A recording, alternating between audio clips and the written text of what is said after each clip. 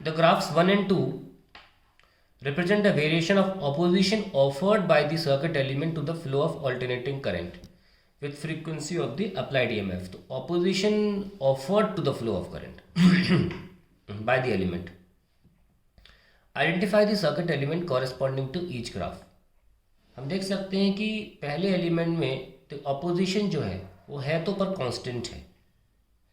तो अगर हम नोटिस करें कि current I equals to V by R भी होता है और v बाय एक्स एल भी होता है which is nothing but omega L, and I equals to v by X C भी होता है जिसमें v इंटू ओमेगा सी चला जाएगा।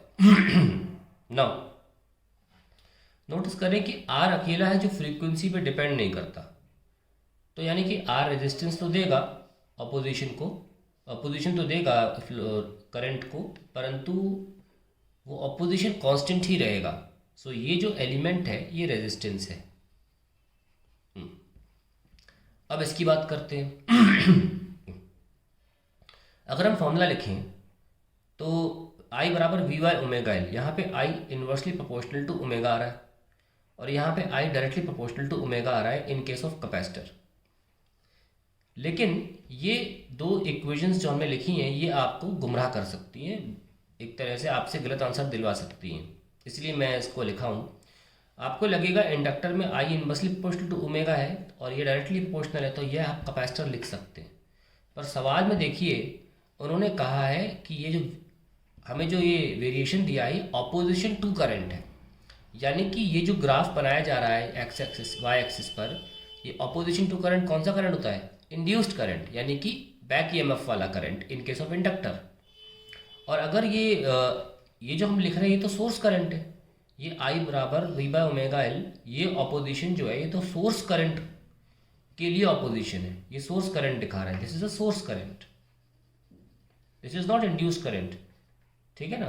तो अगर I inversely proportional to omega है सोर्स करंट के लिए, तो ऑब्वियसली इंडक्टर के केस में वो डायरेक्टली प्रोपोर्शनल होगा, तो ये इंडक्टर है।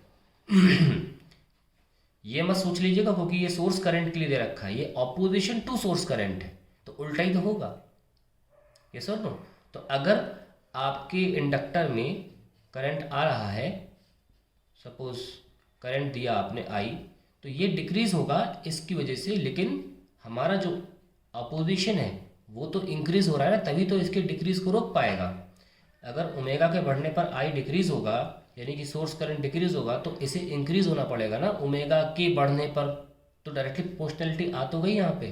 तो ध्यान रखें ऑपोजिशन टू करंट फ्रीक्वेंसी से ये इंडक्टर निकलेगा, कैपेसिटर नहीं। अब आता है बी पार्ट। ज़रूर अगर प्रॉब्लम है तो कमेंट में लिखें कि क्या प्रॉब्लम है इसमें आपको। I hope I have explain it nicely. तो ये तो हो गया आपका। अब second part, write the expression for the impedance offered by the series combination of the above two elements connected across the AC।